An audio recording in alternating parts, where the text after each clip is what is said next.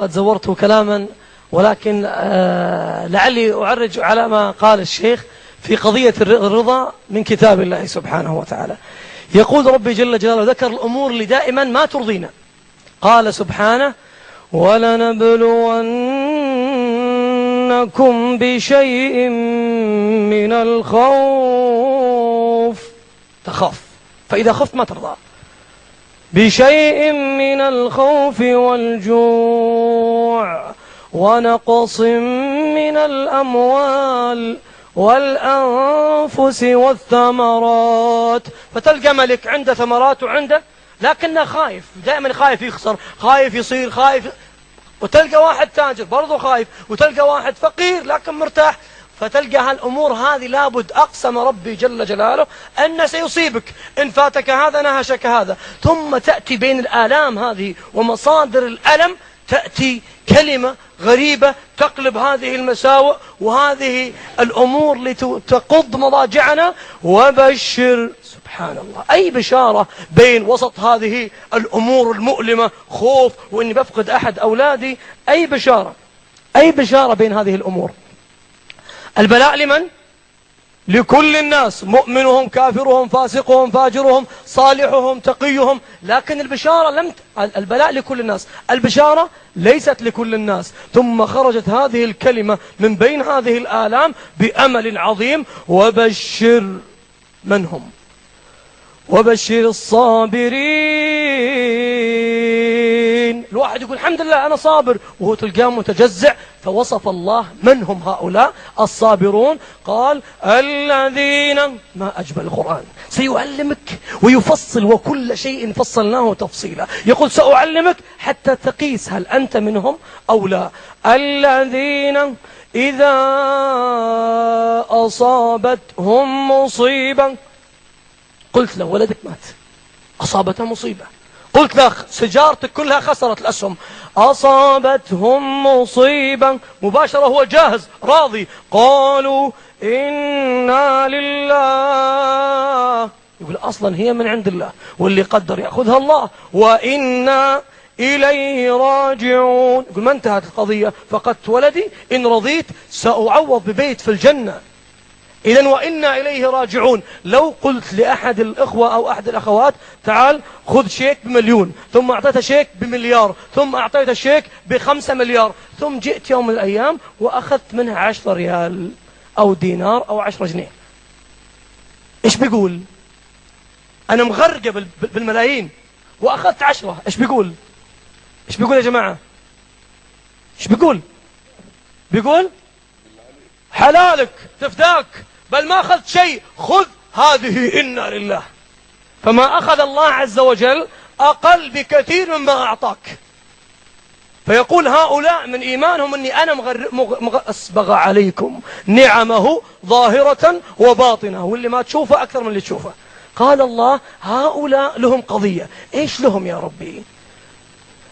الذين إذا أصابتهم مصيبة قالوا إنا لله وإنا إليه راجعون. إيش لهم يا ربي هؤلاء؟ ما لهم عندك؟ أولئك، وما أثقل كلام الله وما أعظم كلام الله إذا نزل بالقلوب، أولئك عليهم صلوات من ربهم ورحمة وأولئك هم المهتدون. شوف لما جاءت الصلوات والرحمة يعني نبذت وبددت جميع الأحزان. إيش الآية اللي بعدها؟ سنختم بهذه الآية. إيش الآية اللي بعدها؟ إن الصفا والمروة من شعائر الله. أكثر أئمة المساجد اليوم إذا قال وأولئك هم المهتدون قال الله أكبر، لأنه يحس ويشعر أن الآية اللي بعدها ليس لها علاقة بالأولى. والله لو فتشت في كتاب الله طولا وعرضا من الفاتحة إلى الناس لن تجد آية مؤنسب أن تأتي بعد هذا الكلام العظيم أحسن من إن الصفا والمروة من شعائر الله. إيش يعني؟ كيف؟ هذا كلام الله، كتاب ألف لام راء، كتاب أحكمت آياته، كل آية ثم فصلت من لدن حكيم خبير. إيش علاقة إن الصفا والمروة بقضايا إن الله يبشرني ويرضيني ويخفف علي آلام الخوف والجوع ونقص الأموال والأنف، بل يغير لك الدنيا سبحانه إذا رضيت به جل جلاله، وهو الغني ونحن الفقراء. إن الصفا والمروة، من وين جتنا قصة الصفا والمروة يا جماعة؟ من هاجر وإسماعيل وإبراهيم. والله هذه المشاكل كلها والمصائب كلها والبلاءات كلها وقعت عليهم في ذاك الوادي.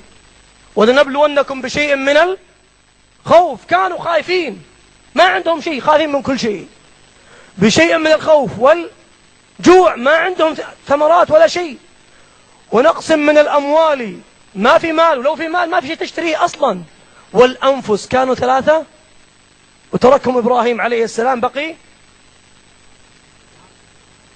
قال والأنفس والثمرات. لما لحقت بإبراهيم عليه السلام تركهم راح، فلحقت به قالت يا إبراهيم لمن تتركنا؟ ولا يجيبها عليه السلام. يا إبراهيم لمن تتركنا أنا والطفل، ما عندنا أحد ولا معيل، لمن تتركنا؟ قالت الله. تعرف أنه مستحيل يفعلها إلا إذا أمره أحد بس.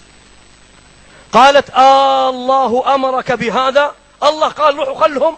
قال اللهم نعم. إيش قالت؟ قالت طيب تجيبنا فيها تورطنا، تتزوجني وتأخذني من مكاني؟ لا لا لا لا. قالت الله. قال الله. قالت اذهب فوالله لن يضيعنا. رضيت ولا ما رضيت؟ رضيت بكل الآلام هذه. لما رضيت ماذا فعل الله عز وجل؟ قلب لهم الأمور والمصائب كلها، ما هو إلى يعني من مصيبة إلى لا مصيبة، لا، من مصيبة إلى فتح من الله عز وجل. تعال راجع معي الآية بسرعة في هذه الثواني. ولنبلونكم بشيء من الخوف. هذا الوادي كان أخوف مكان في العالم. اليوم أأمن، مو آمن، أأمن مكان. حتى الحمامة تأتي عندها ما تطير. في الكويت تطير، في الرياض تطير، في مصر تطير، هنا في مكة لا تطير، آمنة. حتى الجذع الشجرة ما يقطع. والخوف اليوم في خوف، والجوع اليوم في جوع في مكة.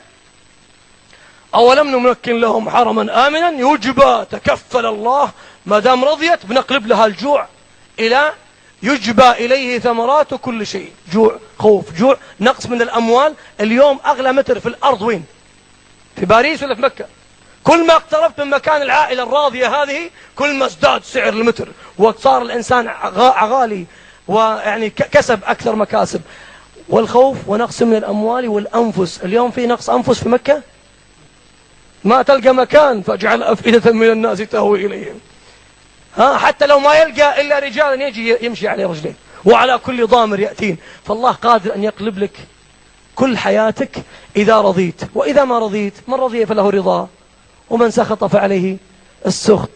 أسأل الله جل جلاله أن يبلغكم أعظم مما كان في الحسبان أن نقول، وأسأل الله أن يزيدنا وإياكم من فضله، وأن يفرغ علينا الإيمان واليقين والتوكل والرضا إفراغا، إن ربي على ذلك قدير. وأصلي وأسلم على خير من وطئت قدمه الثرى بأبي وأمي عليه الصلاة والسلام. سامحونا على الإطالة.